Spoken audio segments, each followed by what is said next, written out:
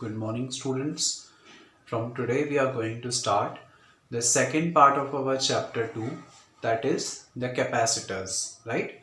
So, in this chapter, in this part of the chapter, we are going to study about the capacitor, the types of capacitor, and what do we mean by the term capacitance of a capacitor. Okay, इस chapter में हम capacitors के बारे में पढ़ने वाले हैं, capacitors की कैपेसिटी और किसी भी नॉर्मल कंडक्टर की कैपेसिटी, उन सब के बारे में हम लोग पढ़ने वाले हैं. Okay, so to start this, let us have a brief discussion over the terms given here, that is the conductors, insulators and the semiconductors. All of you must be familiar with the terms conductors and insulators, right? आपने conductors और insulators के बारे में तो पढ़ रखा होगा already. Now here one extra term is given to us, that is the semiconductors. So let us have a brief discussion over all these three terms. First one is conductor. What do we mean by the term conductor? We all know that those substances which can conduct electricity are called as good conductor of electricity, right? वो substance जो अपने अंदर से electricity को pass through होने देते हैं, that are called as the conductors. और अगर हम इसको थोड़ा सा precisely समझें, so we can call that, we know that वो ही substance electricity को conduct करते हैं जिनमें number of free electrons ज़्यादा हो, right?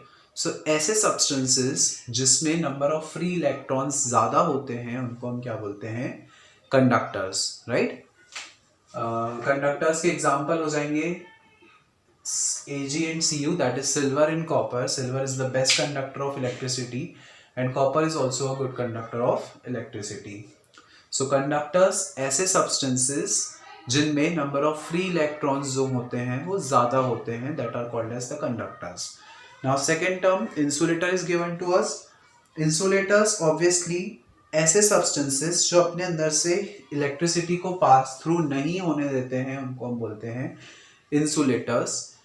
और इस जो हमने कंडक्टर में पढ़ा उसी का जस्ट अपोजिट इंसुलेटर में हो जाएगा कि जब number of free electrons abundance में ना हो और सारे इलेक्ट्रॉन्स बाउंडेड हो तो ऐसे substances को हम बोलते हैं insulators, right?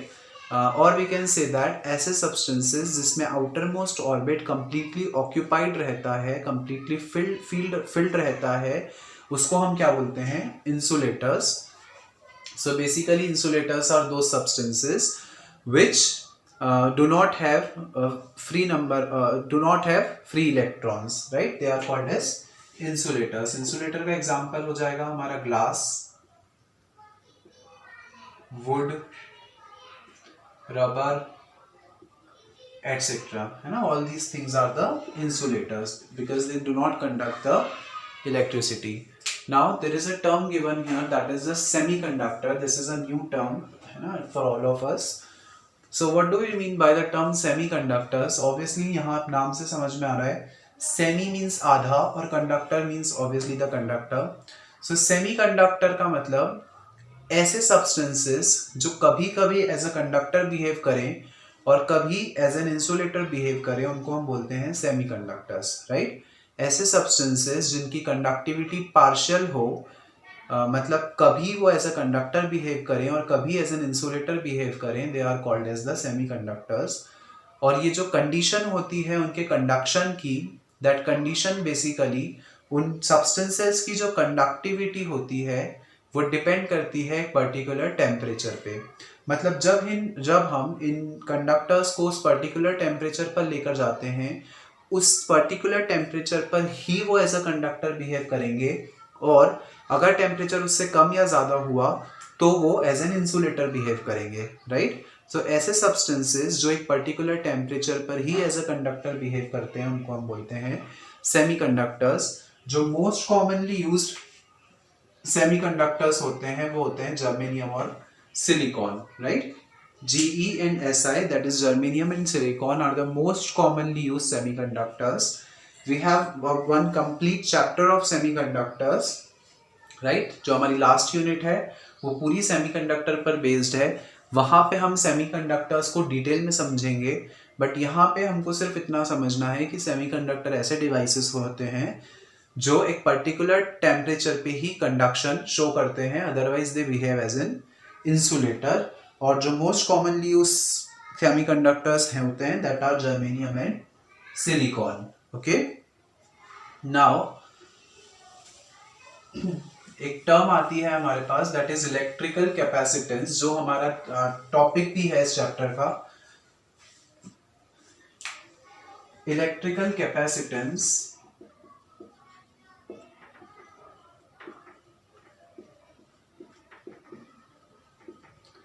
और कैपेसिटी। ऑब्वियसली कैपेसिटी वर्ड से हमको समझ में आ रहा है कि किसी कंडक्टर की चार्ज को होल्ड करने की कैपेसिटी को हम क्या बोलते हैं, उसका इलेक्ट्रिकल कैपेसिटेंस। मतलब कोई कंडक्टर कितने चार्जेस को होल्ड कर सकता है वो होती है उसकी कैपेसिटी, और उसी को हम क्या बोलते हैं, electrical capacitance. It is denoted by capital C, right. ये कोई कंडक्टर है, इसमें मान लीजिए इसकी कैपेसिटी है to hold a particular number of charges. इसने अपनी कैपेसिटी के अकॉर्डिंग चार्जेस को ऑक्यूपाई कर लिया। अब अगर हम इसमें चार्ज को एक्यूमुलेट करना चाहेंगे या चार्ज को इंड्यूस करवाना चाहेंगे तो it will not be able to accept the another charge beyond its capacity, right. So हर एक कंडक्टर की अपनी एक कैपेसिटी होती है to hold the number of charges, right? So what is that capacity, or how can we mathematically express that capacity, that we are going to see now. Okay, so we know that one relation जो Q होता है वो directly proportional होता है V के, right? मतलब the amount of charge given to a conductor is directly proportional to the potential difference, the electric potential of that surface, right. किसी भी कंडक्टर को हम जो चार्ज दे सकते हैं वो चार्ज किस पर डिपेंड करता है, इलेक्ट्रिक पोटेंशियल पे डिपेंड करता है उस सरफेस के, right. So the Q is proportional to V, this relation we already know. अगर हम यहाँ से प्रोपोर्शनलिटी का साइन हटाएंगे so we have to introduce equal here, है ना। हमको यहाँ पे इक्वल टू लगाने के साथ साथ एक कांस्टेंट इंट्रोड्यूस करना पड़ेगा, and that constant is basically C, और ये C जो है इसी को हम बोलते हैं electrical capacitance. This C is called as electrical capacitance, या इसको हम बोलते हैं capacity. Okay, so basically Q is equal to CV is the relation, और यहां से अगर हम C की वैल्यू निकालें सो C is equal to Q upon में V। ये होता है relation between C, Q and V, that is C is equal to Q upon V। किसी बॉडी को कितना चार्ज दिया जा रहा है डिवाइडेड बाय उस बॉडी का पोटेंशियल कितना है, उन दोनों का जो रेशो होगा that will represent the capacity of that conductor. Capacity को मेजर करने की ऐसा यूनिट होती है फेराड।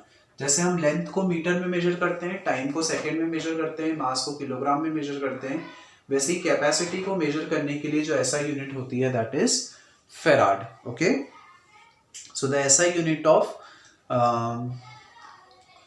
कैपेसिटी इज फेराड, और we can define here electrical capacitance is equal to charge upon में इलेक्ट्रिक पोटेंशियल, राइट। हम इसको अगर एक्सप्रेशन इसको अगर हम डेफिनेशन के फॉर्म में लिखना चाहें तो हम इस तरीके से लिख सकते हैं। Also students from here we have to define the 1 farad capacity, right. हमको यहाँ पे 1 फेराड कैपेसिटी को डिफाइन करना पड़ेगा।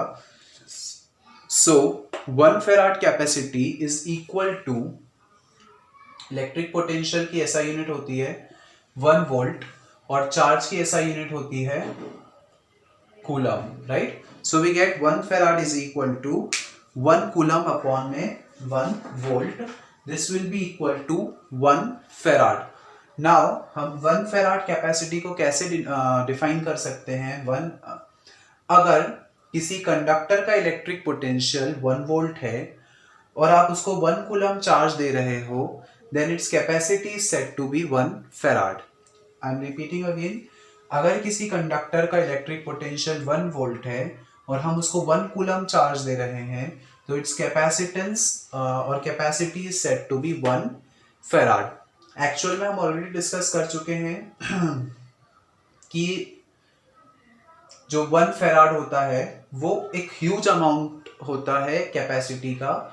तो अगर हम इस कैपेसिटी को शॉर्ट टर्म्स में मेजर करना चाहें, इसकी छोटी छोटी वैल्यूज को मेजर करना चाहें, तो जनरली जो न्यूमेरिकल्स होते हैं उसमें हमारे पास वैल्यूज आती हैं 1 मिली फेराड, 1 माइक्रो फेराड और 1 पिको फेराड। ठीक है, तो हमको ये कन्वर्जन क्लियर होना चाहिए कि 1 मिली फेराड कितना होता है, 1 माइक्रो फेराड कितना होता है और 1 पिको फेराड कितना होता है। So 1 milli farad is basically 10 to the power minus 3 farad, 1 microfarad is 10 to the power minus 6 farad, and 1 picofarad is equal to 10 to the power minus 6 into 10 to the power minus 6 farad, और आप इसको directly लिख सकते हो 10 to the power minus 12 farad। Okay, इसको मैंने ऐसा इसलिए लिखा कि हम इसको 1 पिकोफेराड को अगर हमको माइक्रो में कन्वर्ट करना हो तो 1 picofarad is equal to 10 to the power minus 6 micro farad, right. तो हम इसको माइक्रो फेराड की टर्म्स में भी लिख सकते हैं। तो बेसिकली ये तीन जो है वो इंपॉर्टेंट कन्वर्जन्स हैं, we have to learn these values, milli farad की, माइक्रो फेराड की और पिको फेराड की। Okay, so in this way we can define the term capacity or capacitance. Now our next topic is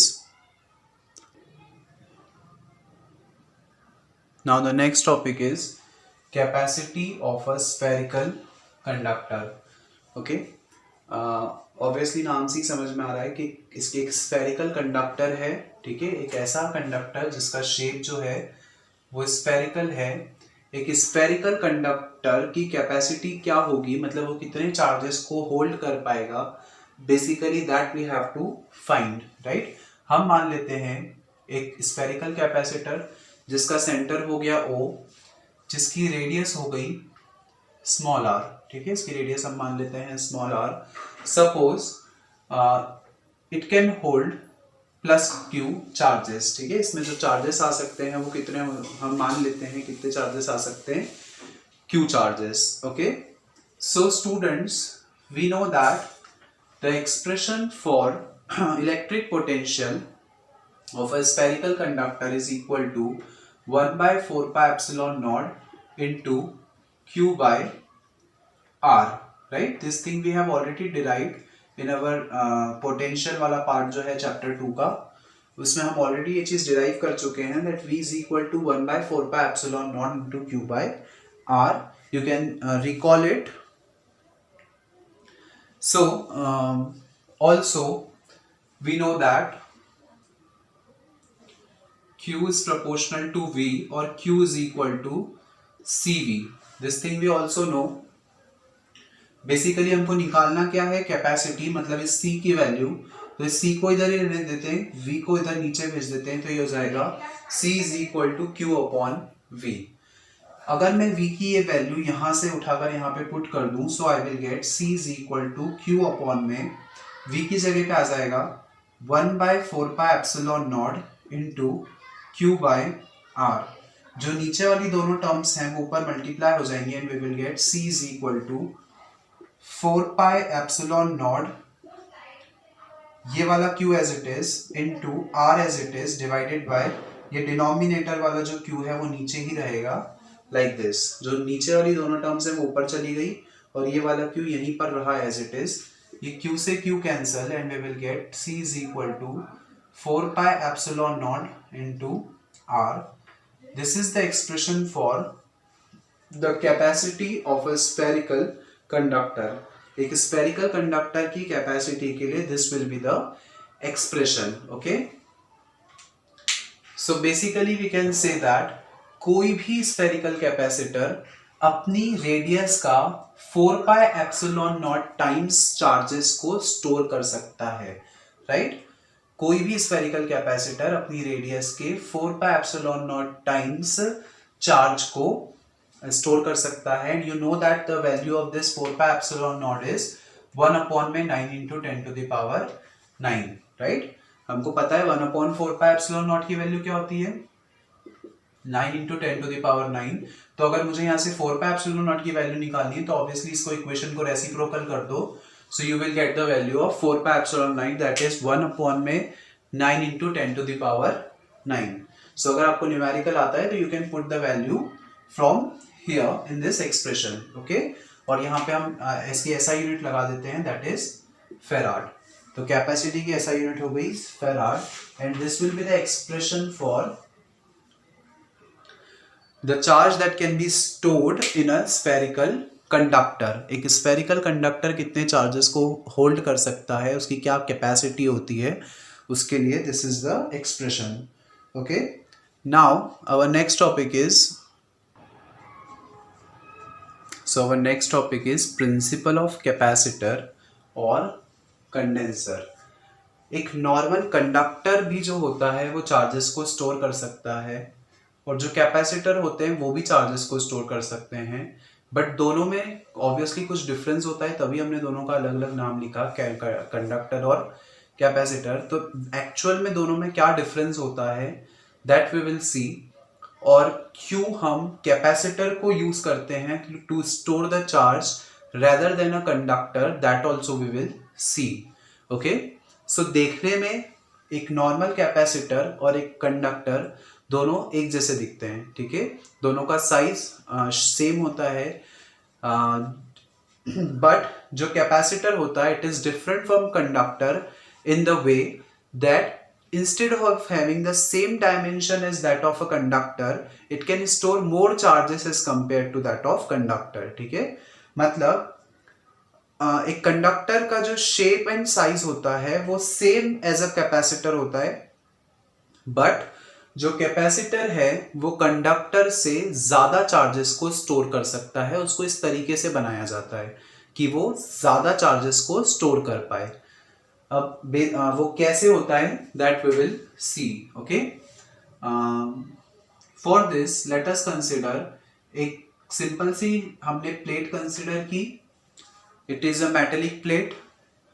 suppose we have given some charges to this metallic plate, हमने यहां से इसको कुछ charges दिए, positive charges, और ये जो positive charges हैं वो ऑब्वियसली इसके आउटर मोस्ट सरफेस पे क्या हो जाएंगे, accumulate हो जाएंगे। So the positive charges will get accumulate on the outermost surface of a metallic plate।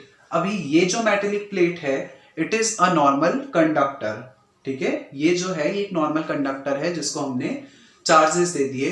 अब इसी नॉर्मल कंडक्टर को हम कैपेसिटर कैसे बनाते हैं that we are going to see now, okay?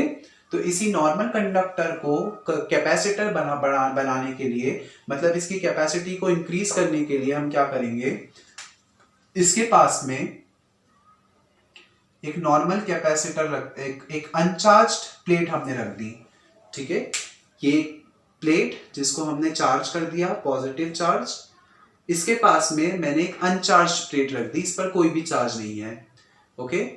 सो हमने पढ़ा है म्यूचुअल इंडक्शन, है ना? इंडक्शन एक प्रोसेस होती है जिसके बारे में हम ऑलरेडी पढ़ चुके हैं, और इलेक्ट्रोमैग्नेटिक इंडक्शन में हम डिटेल में पढ़ेंगे। सो इंडक्शन के कारण वी नो दैट सिंस इस प्लेट ए के आउटर वाली सरफेस पर पॉजिटिव चार्ज हैं, तो इस बी के इनर वाली प्लेट पर इस पॉजिटिव को बैलेंस करने के लिए यहाँ पे क्या होगा, नेगेटिव चार्जेस ऑटोमेटिकली इंड्यूस हो जाएंगे, right, by induction. So what we have done, एक प्लेट ली, उसको पॉजिटिव चार्ज दिया, ड्यू टू इंडक्शन उसके पास में एक अनचार्ज प्लेट रख दी बी। इस अनचार्ज प्लेट बी पर क्या होगा, इन पॉजिटिव चार्जेस के कारण इस वाली फेस पर नेगेटिव चार्जेस इंड्यूस हो जाएंगे, और इस ऑब्वियसली सिंस जो पूरा सिस्टम है हमको उसको इक्विलिब्रियम में रखना है, तो ये इक्विलिब्रियम में तब रहेगा जब जितने नेगेटिव चार्ज यहाँ इंड्यूस हुए हैं उतने ही पॉजिटिव चार्जेस जो हैं वो उसके अपोजिट साइड इंड्यूस हो जाएंगे, राइट? सो इस तरीके से प्लेट बी के एक साइड नेगेटिव चार्जेस इंड्यूस हो गए और दूसरे साइड पॉजिटिव चार्जेस इंड्यूस हो गए। अब ये जो नेगेटिव चार्जेस हैं, ये नेगेटिव चार्जेस इस ए के पोटेंशियल को डिक्रीज करने की कोशिश करेंगे, बट उसी के साथ साथ ये जो पॉजिटिव चार्जेस हैं ये इस ए के पोटेंशियल को इंक्रीज करने की कोशिश करेंगे, राइट।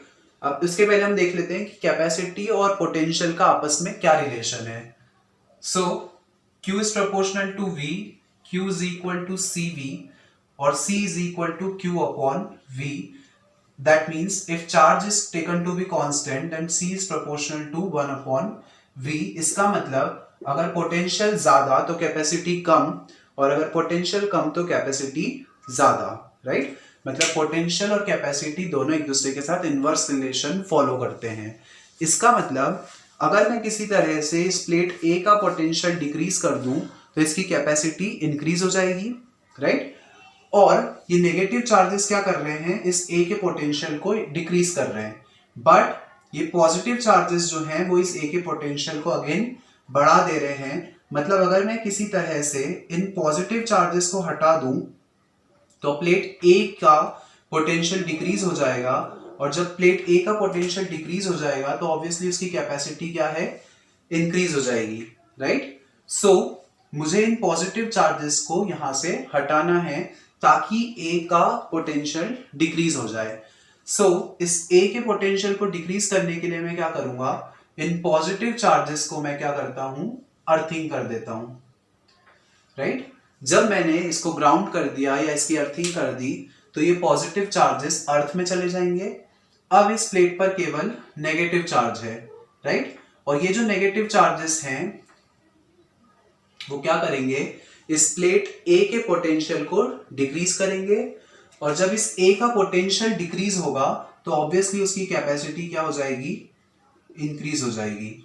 तो इन दिस वे मैंने इस ए के डायमेंशन को चेंज नहीं करा, उसका शेप उतना ही रखा, बट उसकी कैपेसिटी को मैंने क्या कर दिया है, इंक्रीज कर दिया है, राइट। इसका मतलब जितने चार्जेस पहले ये स्टोर कर पा रहा था अब उससे ज्यादा चार्जेस ये स्टोर कर पाएगा। In this way I can convert a normal conductor into a capacitor by putting an uncharged plate in its near to it, and then by induction the negative charges get accumulated here, और ये negative इसके potential को decrease करेंगे, और जब potential decrease होगा तो capacity increase होगी, और इस तरीके से एक नॉर्मल कंडक्टर जो है वो कैपेसिटर में कन्वर्ट हो जाएगा।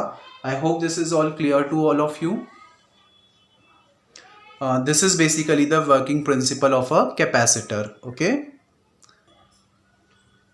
Now capacitor का जो सिंबल होता है, कैपेसिटर का सिंबल होता है ये, ठीक है। We can denote capacitor by this symbol।